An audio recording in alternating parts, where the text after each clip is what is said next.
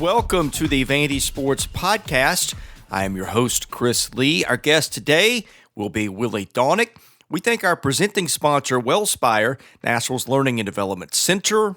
Wellspire offers personal and professional development opportunities in a beautiful facility in the Gulch neighborhood. Stop by for an event with world-renowned speakers or host an off-site event that will wow your team or your clients. We thank our co-sponsor, the Well Coffee House, which turns coffee into water and has a mission to bring clean water to the world.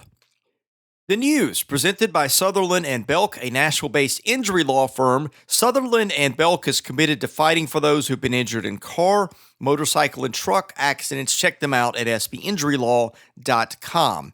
Vanderbilt and Ole Miss kick off in Oxford. That game will be 6:30 Saturday night. It will be shown on the SEC Network.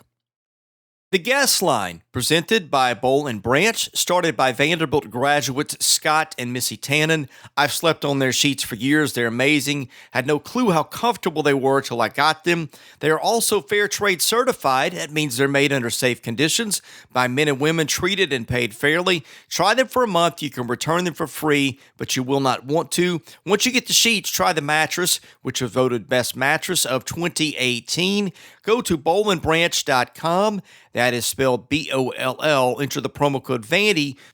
Once you do that, you will get $50 off your first set of sheets.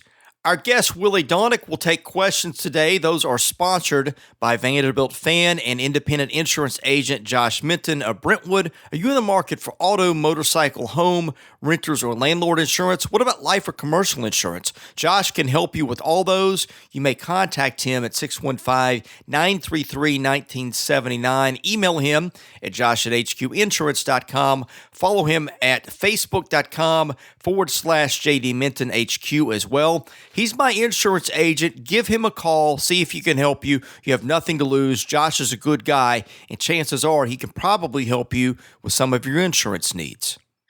Willy Daunic joins us now. He is the play-by-play voice of the Nashville Predators. He is a talk show host on 102.5 The Game. You may know him better as a former Commodore basketball and baseball player. Willy, thank you for joining us today, and welcome to the show. Glad to be back, Chris. It is good to have you back, and I'm guessing this week, in terms of being a sports fan, is as good as it gets for you. Yeah, last night there was that lull where there was no baseball and still no hockey. All of that's going to change tonight with the wild card game starting up for the baseball playoffs, which I love. And then the hockey season opens up downtown with the Predators going up against the Minnesota Wild, and the journey will begin. Who do you like in the baseball playoffs? It's hard not to like the way that the Dodgers and the Astros have set themselves up. I think they're teams that you really have to look closely to find a flaw. I guess if there is one with the Dodgers is, would they have the bullpen guys to shut it down every night with Kenley Jansen not having as great a year as we're used to him having? But all the other boxes are checked. But that's the beauty of baseball is the best teams don't always win, especially when you have to win 3 rounds of the playoffs. It's getting a lot more like hockey, where you'll see some upsets with teams just getting hot. So, who wants to face Washington if they win this game tonight and they've got Scherzer, Strasburg, and Patrick Corbin coming after you? The baseball playoffs are hard to top. Yeah, the Nationals, that starting pitching is pretty fierce. Their bullpen is another thing, but I think they're kind of a wild card. I think the Braves are a wild card because they hit the ball so well, 1 to 4 or 5 in that lineup, and not like the guys after them are bad either, but you throw in that and they've got some really talented young pitching. I mean, I'm with you. I think you have to look hard to find a reason not to pick the Astros or the Dodgers, but to me, the Braves are really intriguing. Yeah, I think the Braves, and I know a lot of people in our area have followed them for a long time. I think they're a lot better than they were last year. They were so young last year, but the experience that they gained just by playing in that series against the Dodgers will help them. I think it's a good matchup for them to play the Cardinals in the first round. I don't think the Cardinals blow you away with talent, and I think the one thing you do want to know is how is Ronald Acuna's, I guess it's a hip that kept him out the last few games. Hopefully it was precautionary, because he's a guy that can just take over a series. If he's on, he's one of those guys that can just carry you. So that's an intriguing team for sure. And of course you got Dansby Swanson playing shortstop for him, and hopefully he's healthy and ready to go, and he'll be in the spotlight. Yeah, I think Acuna, the Braves were a different team once they put him in the lineup at the top of the order. I mean, he was in the lineup. I mean, the leadoff spot is what I meant. But the Cardinals, I think that matchup became a little less intimidating when they had to go to Jack Flaherty on Sunday to make sure that they got the division. Because to me, he's far and away their best starter. He was electric down the stretch, and that might minimize how much they can use him. That's a good point. And that is where the strategy and forcing the wild card team, not that they, I guess the best way to put it is they wanted to avoid having to play the one game winner take all. And so they used their best starter, where in the old format, there really was no penalty for being the wild card team. So I do like that the division winner gains an advantage, but they did have to give up something to get that advantage. And as you said, they won't be able to use their hottest starter by far in the first game. And the rest of their starting pitching really doesn't blow you away, even though they can be effective. Well, I promise our audience we're going to get to Vanderbilt quickly, but I got to ask, the Predators start Thursday with the Minnesota Wild. They have their first 4 games at home. What's your outlook for the season? What's their ceiling? Well, the ceiling is the Stanley Cup. There's no question about it. That is what they feel like over the last 3 or 4 years. They've gotten to the point where their talent level, their collective talent is good enough to win the whole thing. Now, figuring out a way to do it is very, very difficult. We just talked about baseball, where there's 3 tiers of playoffs, and there's very little difference between the teams, and you have that randomness in baseball, a hot pitcher, a hot hitter that can make the difference in a short series. The same is true in hockey, except you have to win 4 series, best out of 7. So it is really a really tough mountain to climb. It's probably the toughest in sports, I think, because the teams are so evenly matched. But that being said, I think the Predators are primed. They're hungry to get back at it. I think that their attitude in training camp has been excellent based on what happened last year, the disappointment of losing in the first round as a favorite. I think they've really recalibrated. They've played great in training camp. Some of the things that they did in the offseason to try to tweak things, bringing in Matt Duchene and trading PK Subban. Duchene looks like he's going to be a really good fit. The replacement for PK Subban, a young man named Dante Fabro, who's the age of a senior in college. He left after his junior year in college at Boston University last year and joined the team for the playoff run. He looks like he is that special, mature kid who's ready to jump in there and handle a lot of responsibility. But, of course, you don't know anything until you get started. So Thursday night, it'll crank up against the Minnesota Wild, and we'll find out what happens. Willie, the other thing that is starting is basketball practice. Commodore started theirs last week. I was unable to get over there and talk to Jerry Stackhouse, but let's just get your eve of the season. Well, I guess we're not there yet, but let's get your thoughts on where you think this will head this year for Vanderbilt basketball. I haven't really dove into the weeds yet to really scrutinize how they're going to do it, and I think there's going to be a lot of unknowns.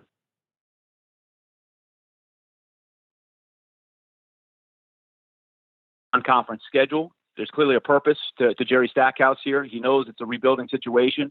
And so I think they've scheduled to a point where they feel like they can get some W's, and they need to get some W's. So I see the logic in that. So that ought to help, I think, maybe develop some confidence. And then I think it's going to be a matter of, how much mileage he can get out of these players who get a new look. They get a fresh set of coaches, fresh set of eyes. Sometimes it can really pay dividends for some players that maybe didn't work for the previous coach. Because I think sometimes it's easy to say, well, so-and-so didn't recruit this player, so he doesn't fit his system. Many times the opposite is true. Many times a guy flourishes when there is a coaching change. So we'll see what happens there. I think Aaron Neesmith is a really special player, and I think it really starts with him. I'm curious to see what Jerry Stackhouse can do to bring out other levels of his game. Yeah, the schedule is a great point, and I'm trying to pull it up as we talk about it here to get it in front of me so I can talk to it exactly. But basically, they do have some easy games. Their first 5 or 6 are all games they probably will be favored to win. And then they move into December where it gets harder with some teams that, are probably borderline NCAA tournament teams or some that are flat out NCAA tournament teams. And I really think that's a wise way to approach the schedule. I don't think that you want to go with those teams in the beginning when you've got a team that probably has a fragile level of confidence. At the same time, you don't want to play 13 Alcorn States heading into SEC play either. Right. You have to gauge your team. I think, unfortunately, the downside of that schedule, and it was extreme the other way the last few years under Bryce Drew, where they played as difficult a non-conference schedule as you could cook up. But it made their margin for error bigger. They got in at 17-15 the 1 year or whatever the record was. They're not going to get in this year with that non-conference schedule. It's simply not going to happen unless they really surprise people in SEC play. They'd have to do that much better to get in because the strength of schedule, the power rankings, it's going to pull those down playing a weaker schedule. But I think Jerry Stackhouse is looking big picture here, and he wants to develop a roster, and you got to get some wins. You just don't want to get beat up any more than you need to. It's going to be hard enough to get through that SEC schedule. So we'll see what happens. Let's move on to football. What were your thoughts on the win over Northern Illinois? Well, first of all, it was a brutal weather day. I wasn't able to go to the game. My son had a fall baseball tournament, so I was out in the heat like everybody else was that went to the game. But I wasn't, sitting in the metal stands or playing on the turf.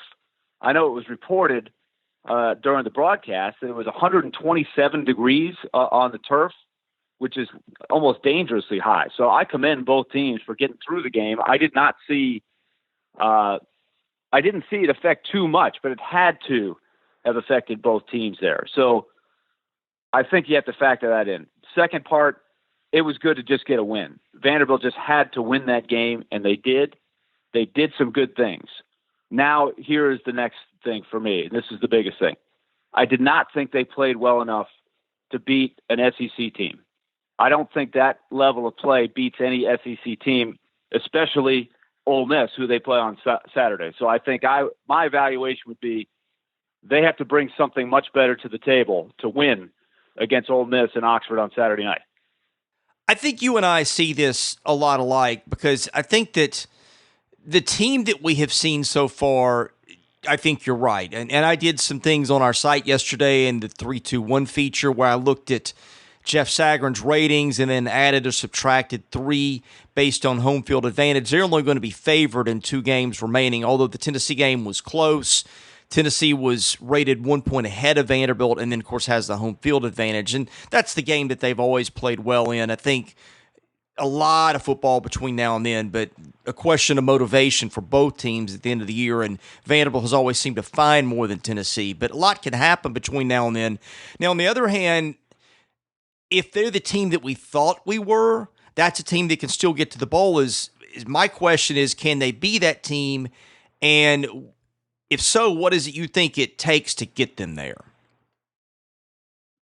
Well, they are not there yet. I think in just doing the logic, right? They've got to win the 2 remaining non-conference games, which, knock on wood, they need to be able to step up and win those games. Then they've got to win at least 3 in the league. And right now they're not there, but that doesn't mean they can't get better. They have to improve. And as you said, there's a lot of football that happens. Things happen over the course of the season. For example, Kentucky now, I think has got issues with the quarterback, all the talent they lost last year. They're sort of sitting where Vanderbilt is saying, boy, we got to get a lot better if we're going to stay and maintain the level that they've come to expect, which is to at least get to a bowl game. So for Vanderbilt, I think the continuing task of the offense to utilize the three weapons that we all know that they have and utilize them as efficiently as possible, I think is still a challenge. I had no idea while the game was going on that Keyshawn Vaughn had become a dad the night before, and having been in that situation a couple of times, sitting in the hospital all night, I give him all kinds of credit for being able to come up for an 11 a.m. game and still really be the difference in the game. I don't think they win if he doesn't do the things that he did. So you've got to maximize his ability. He's so special. And then being able to get Pinckney involved more, that's an obvious thing that everybody's talking about, finding a way to get him involved. You've got to do it. There's a way to do it. They've just got to find the solution. And on defense, that's what worries me, I think, a little bit more is I think, number one, they're not tackling very well. They've got to tackle better, or they're going to give up a lot of big plays. Ole Miss is explosive. They've got to be able to handle them better. And, even though Ole Miss, they've gone to this quarterback who doesn't throw the ball as well or as much, and he's going to run it a bunch.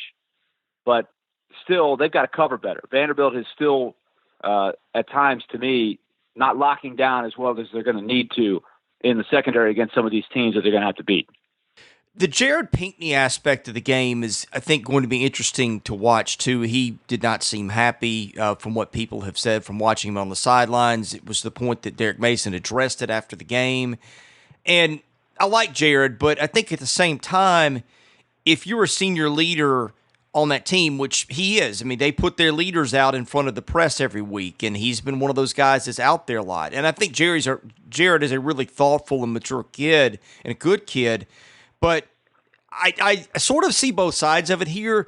They've got to use him more than they have because he's a guy that you just can't cover, and that's a mystery to me. Why don't or can't they get the ball to him? On the other hand, if you're Jared Pinckney, you win the game, you kind of got to button it up and be happy because when your team's 0-3 going in, you need to win no matter how you get it, whether that involves you or not. So that's kind of something I'm watching going forward is where that thing goes. Yes, and I do think you've laid out I don't know what the mentality of Jared Pinckney is. I think it's definitely the mentality collectively of a lot of Vanderbilt followers because, and I saw some variation of this discussion happening a lot on social media, and I 100% agree because I've been watching the same team for very long. We've all seen Vanderbilt lose these kind of games, right? So winning the game was very, very important. It's not like Northern Illinois it was absolutely awful, one of the worst teams in Division I, that kind of thing. They've been a very good program in the MAC for a long period of time. So it's okay to play not as well as you can play, but get the win. That's a positive thing. We saw Tennessee lose to Georgia State, right? So the nightmare can happen and does happen.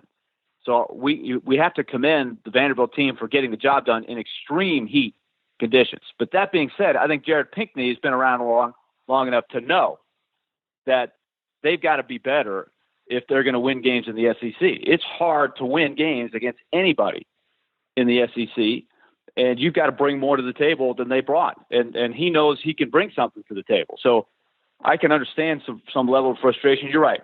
You got to try to say the right thing, especially after a game that you win. But I'm not giving up on it at all. I think, you got a new offensive coordinator still trying to find his way. Every week it's got to get better, right? And it's going to have to be their best effort of the year to get a win on Saturday. Because it's not going to be good enough to walk out of Ole Miss and say, well, they played well. They lost by 4. It was a really good game. Because this is one where you got to get W's. This is a big opportunity to get one. You got to find a way to get it. Yeah, the interesting thing about this game, too, is I've been checking the Ole Miss site, and those guys, Neil McCready, Chase Parham, do a wonderful job over there. They're calling this the biggest game of Matt Luke's career. Well, I see it the same way for Derek Mason, potentially. I mean, it's probably not to that degree because I don't think he's probably going to lose his job unless it falls apart.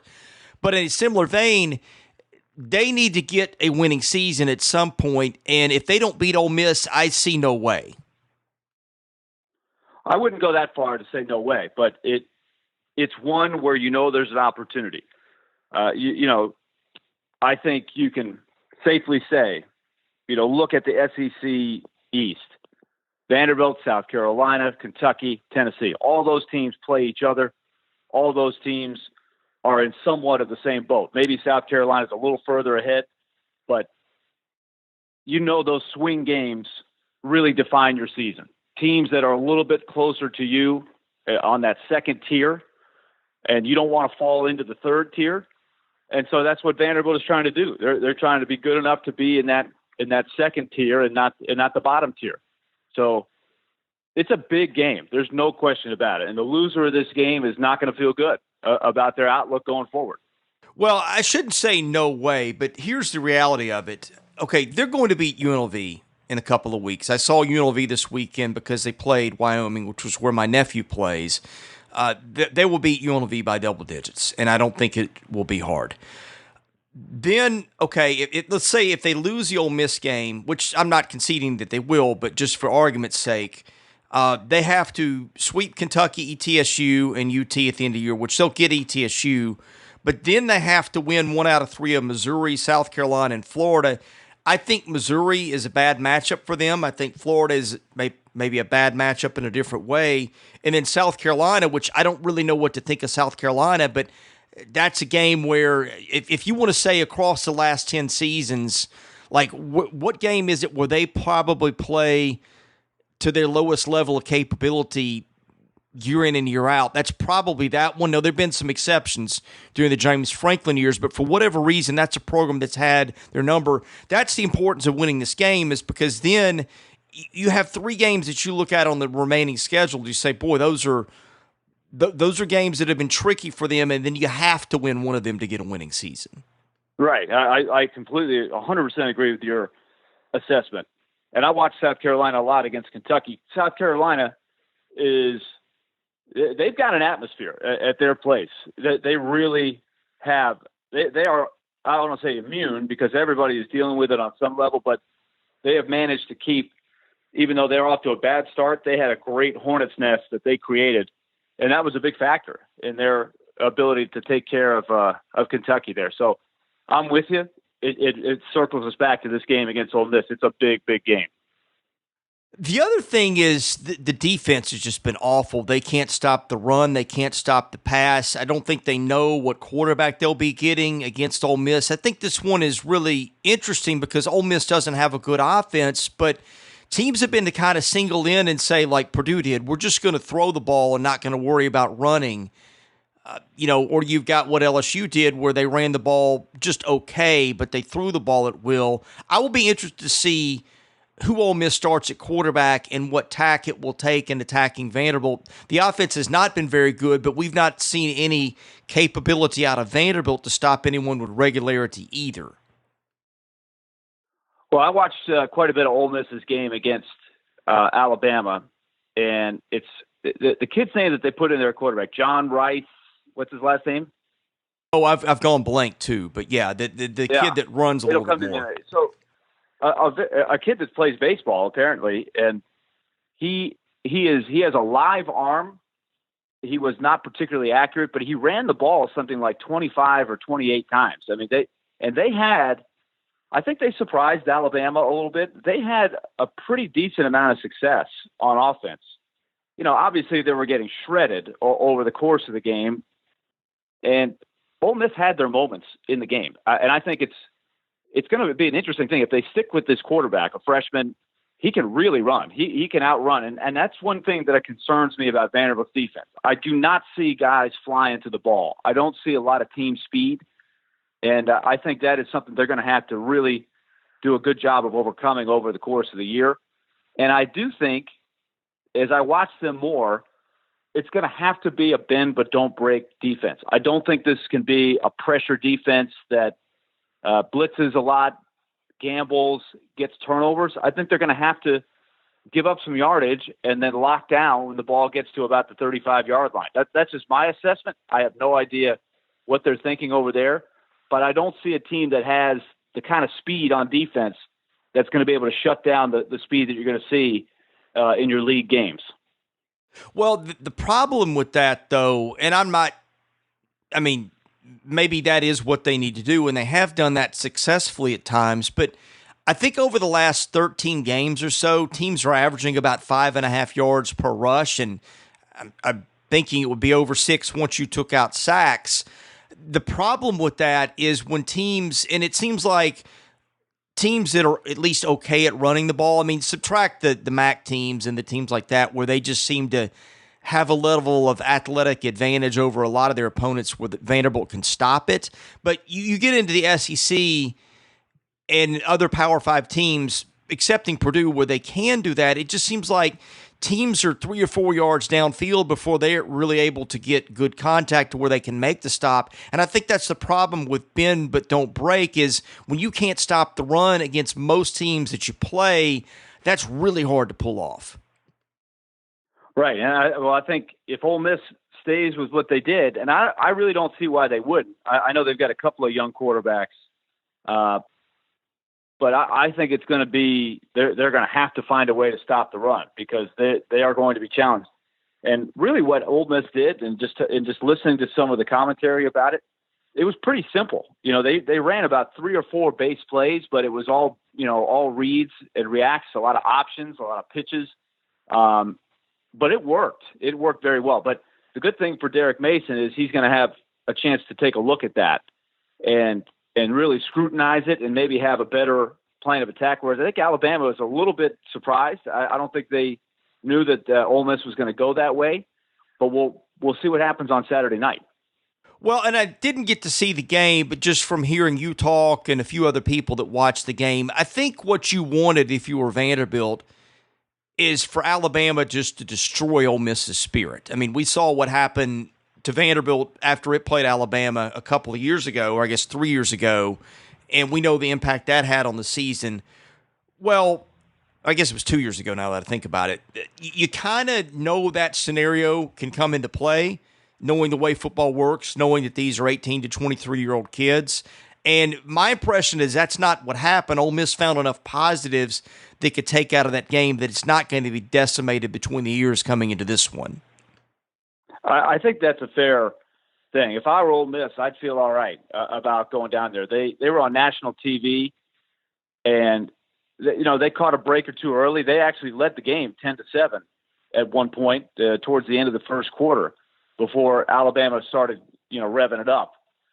So I do think that there are going to be some opportunities. Vanderbilt doesn't have the speed and talent of Alabama's wide receiving core, but I think Vanderbilt's offensive weapons, I think, are a good matchup for Ole Miss. This is going to be a day where Vanderbilt's offense is going to have to score a bunch to win.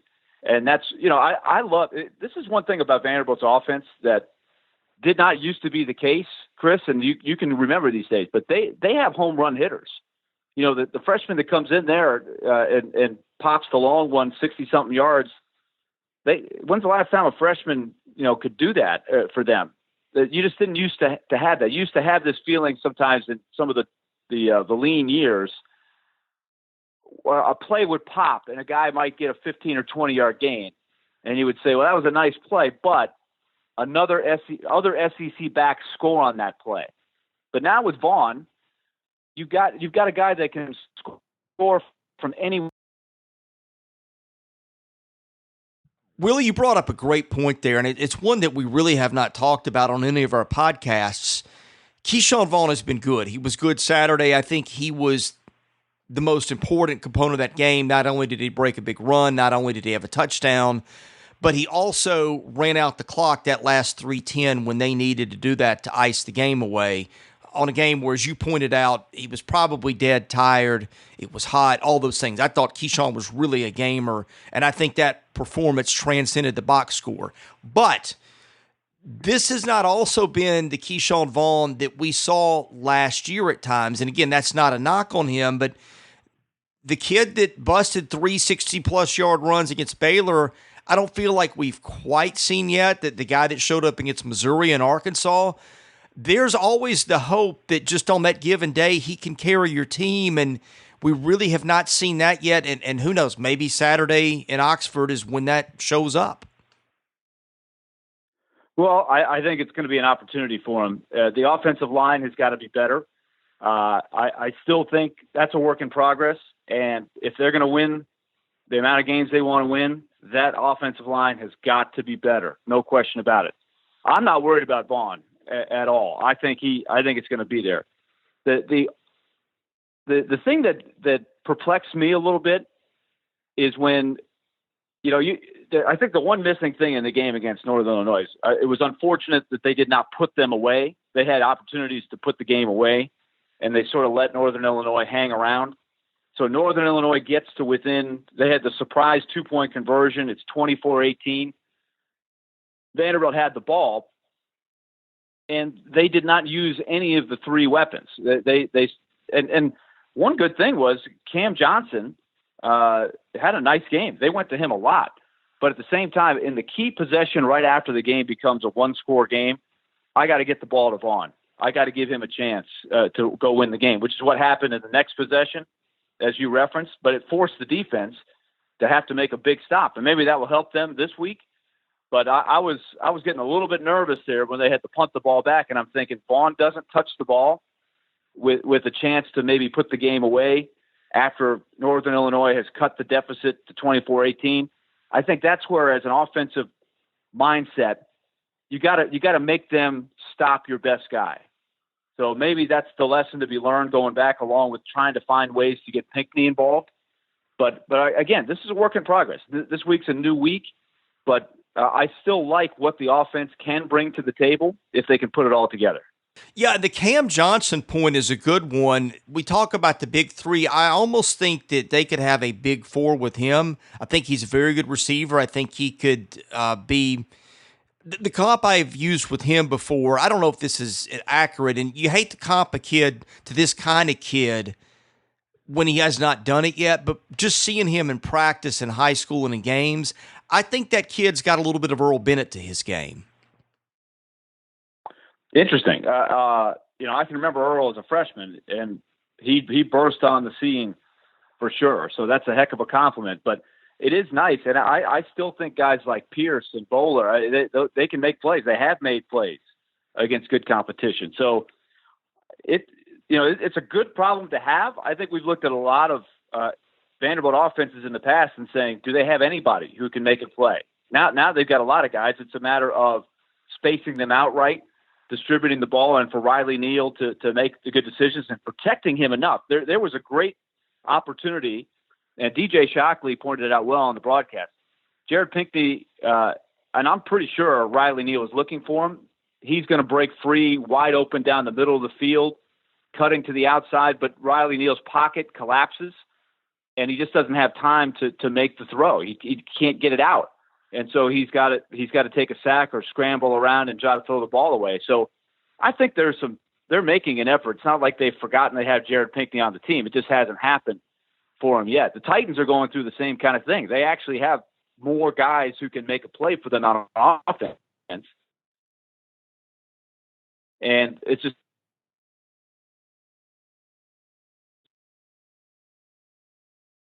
well, sometimes the squeaky wheel gets the grease too, and I'm wondering if you won't see Pinckney getting the ball more just because it got brought to their attention, and they're probably going, yeah, we may not like the way that he went about it, but he's right. We've got an All-American tight end, and he should be getting 6-7 catches a game.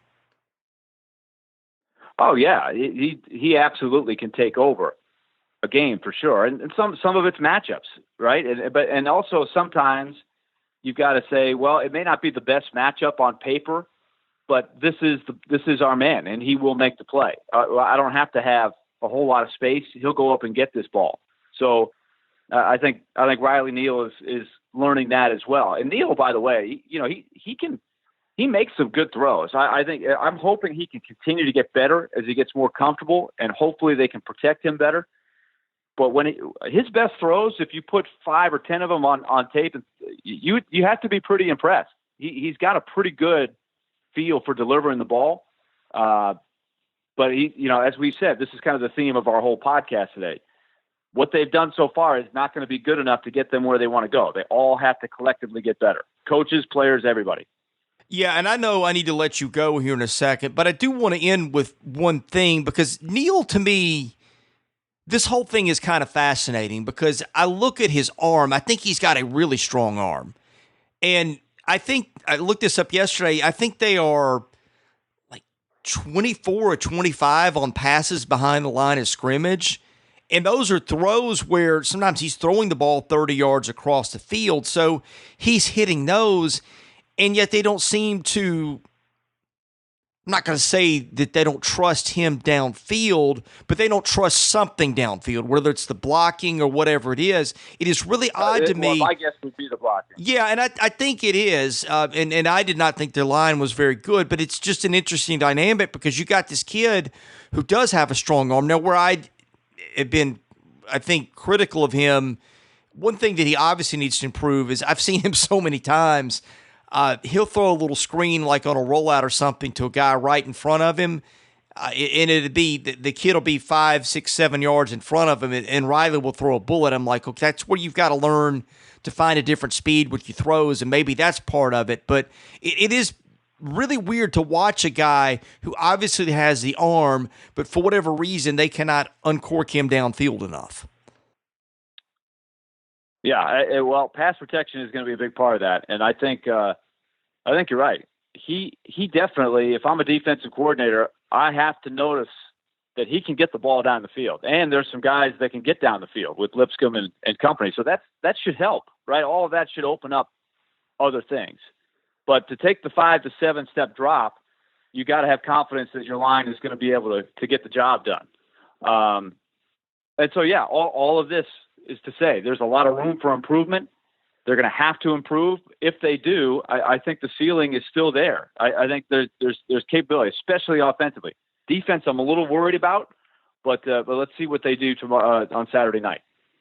Willie, thank you for joining us. I want to give you the opportunity before we end to talk about your shows and promote those, tell people where they can find you on Twitter and anything else that you'd like to get out there. Well, we do a show every weekday from 10 a.m. to 2 p.m. on ESPN 102.5 The Game. It's live streamed as well on the Game Nashville app, so you can listen anywhere. If you're listening from outside of Vanderbilt, you want to get the Nashville scene, we've got you covered there. We do talk a lot of SEC football, a lot of Vanderbilt football during the course of the week, probably more so than any of the other shows in my mind here locally. Also, the Predators, we said before, they crank it up. Our first broadcast will be Saturday night at home against the Detroit Red Wings on Fox Sports Tennessee. So it's going to be a fun week, and I will talk to you again soon. Thank you, Willie. He's Willy Daunic. I'm Chris Levy, host of the Vandy Sports Podcast. Thank you for listening. We've got more episodes coming later this week.